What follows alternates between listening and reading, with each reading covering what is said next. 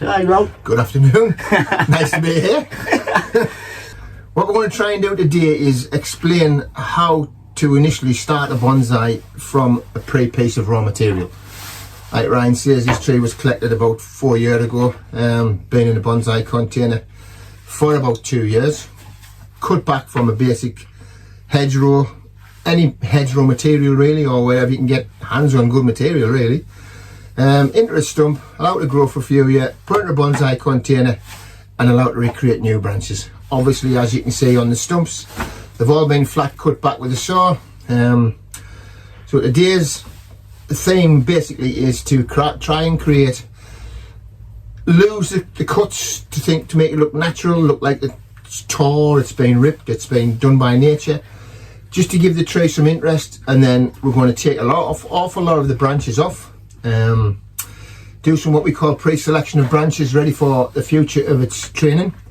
We're probably going to put some wire on the branches that are left, try and create a little bit of an apex to start and grow. I am going to leave all the length on the branches purposely because they're very, very thin, the branches. That's hopefully over the next couple of years the branches will thicken. We'll put them into place with a bit of wire. They're also thin enough where we can bend them and put some contortions into the branch structure. Like I say, I'm going to take a lot off what we're not going to need. I'm going to try and leave what I think we'll need. I might leave a little bit more than what we actually need, but they can come off at a later date. It's no good cutting them off now and finding at a later date we needed something we needed it. And hopefully after the end of the demo you'll get a nice image of the start of a Privet Ligustrum overflorium in its first pre-bonsai styling. So we'll crack on now. The first thing we're going to do is I'm going to take my scissors and my cutters and I'm going to select the branches I don't think we'll need and all the very, very thin ones in the wrong places. That's also going to help facilitate areas where I can get the Dremel or whichever machine we decide to use for the carving into. So here we go. Let's see what happens. Yeah, for now that'll do. I don't want to take too much off like I say. So we took quite a few branches off. Now's the noisy bit. We get down to the details. Before I do, I'm going to just try and explain a little bit about where we're going to carve. Obviously, because of the movement of the trunk and the best features and the undulations and the swellings and the nice live veins, this is probably the best viewing angle for the front of the tree. The trees are also at a pretty good angle for the tree to be in, although when you look at it, it might help when we repot in a couple of years time to actually slightly lift the tree, so you get a better angle on the tree and your apex becomes a little bit more high. You probably get a bit more widening of your root over a few years as it develops underneath. I don't know myself how much root's under here and how fine it is. It's probably with there being a privet and dug out, it'll probably be very, very fine hair roots at the moment. It might take a few years to develop a nice root structure, but that's just something that happens in time basically. So before I start anything, on the back of the tree it's very flat, there's not a lot there. That's why I've left some of the longer branches to bring in, to give us some depth into the back and height into the back, bring down some into the sides to build a structure. Like I say, I'm not going to cut any of the length off these branches, even though they look long. I'm going to wire them as they are and bring them down into place, basically because the branches for the size of the trunk are all very, very thin, so the branches need to thicken. Now the best way to thicken your branches is to leave the length on your branches and let them grow. Maybe in a year or 2 years time, when these centre areas, when these closer areas to the trunks have thickened and we have a little bit more back budding in branch structure, well obviously then we'll start taking off what we don't need and building a ramification of branch structure in the tree. We ain't worrying about branch structure and ramification at the moment. All we're interested in is position of branches for the future, getting the carving detail done and start the basic training of the tree. All the rest comes in at a later date. Roots, definition in branches, ramification, that'll all come over the next 3, 4, 5, whatever, however long it takes. So I'm going to explain about the back now. It's very bland, it's very bare. There's a lot of dead areas on the back area, especially where the stick stumps come from, but there's also some live veins which I don't want to disturb because privet also rots very fast.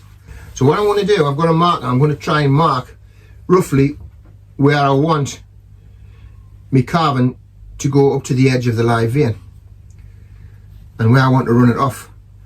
Now there's a back section which I'm not sure what's alive and what's dead. This is going to get noisy. I'm very sorry, but that's what it is. Oh.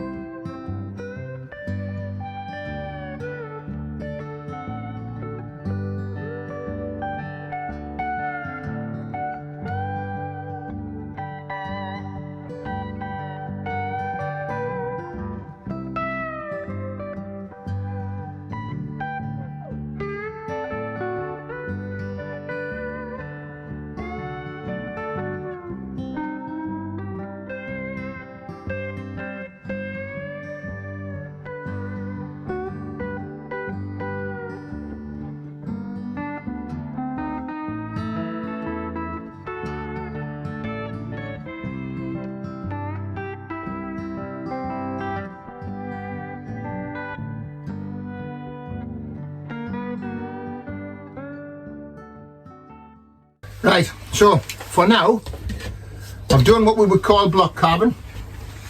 I've done a little bit of semi-detailing on some of the hard bits. What we do now is we need to burn the dry wood to take the fibres off.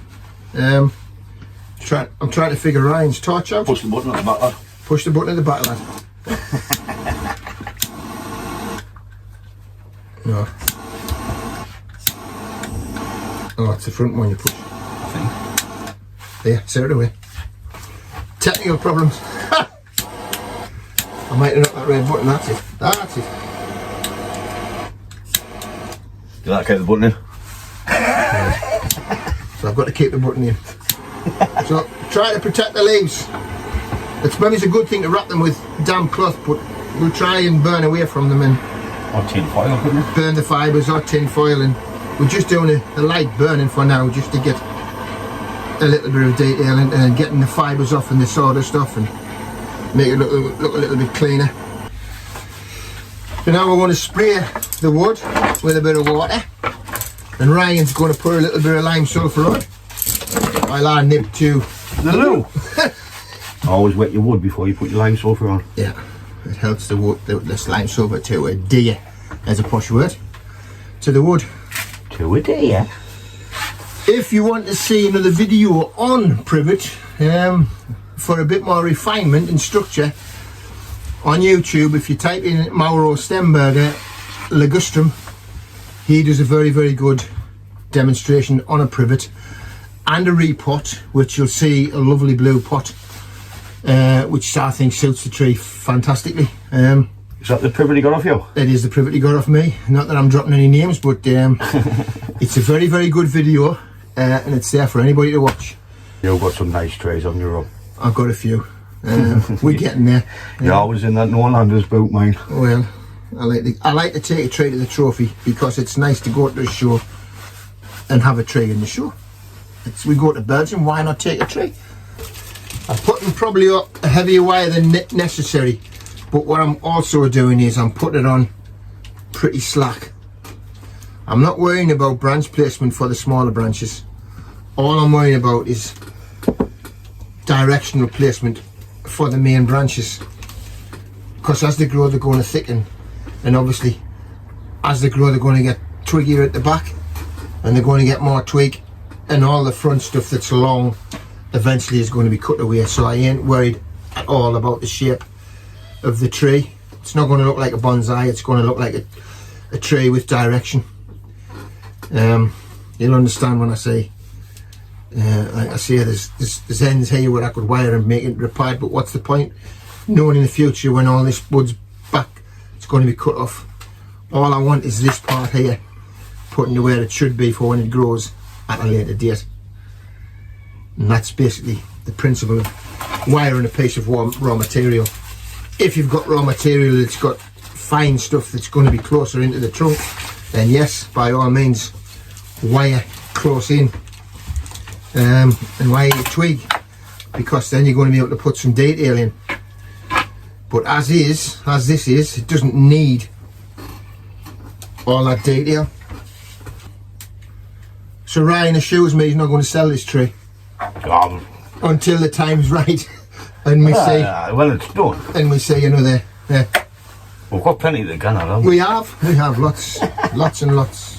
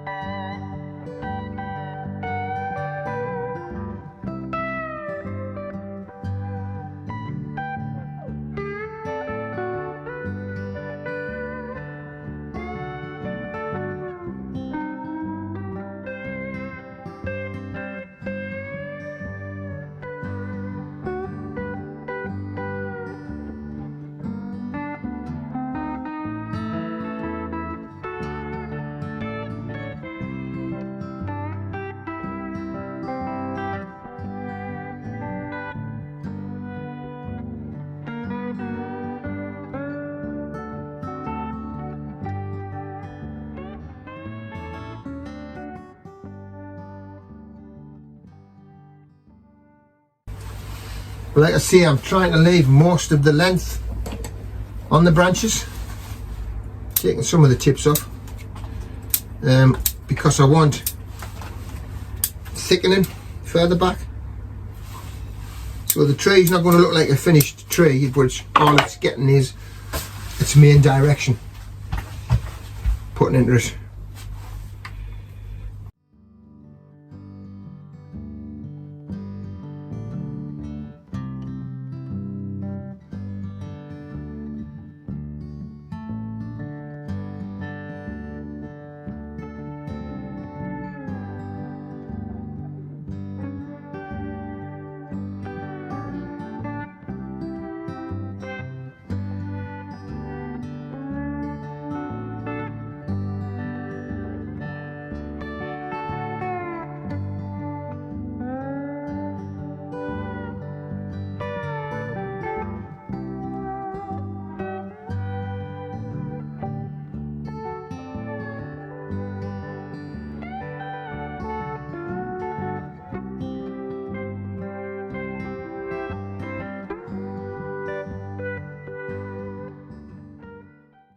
Privet, Ligustrum overflorium. I hope you've enjoyed the demonstration. It's nice to be invited by Ryan to do this kind of thing, to teach people how to do things. If you are interested in the Bonsai Club, Akamatsu Club is the first Thursday of every month at Seaton Community Centre. That's in Seaham, County Durham. Anybody's welcome. We start around about 7:30. And if you live in the North East and you want to learn a bit about bonsai, get yourself along. Thank you very much. That's a demonstration of Robert, Bonsai Bobby. I'd like to appreciate it for coming down. Thank you, mate. You're welcome, mate. So if you like the video, please give it a thumbs up, and if you haven't, please subscribe. See you later. Bye.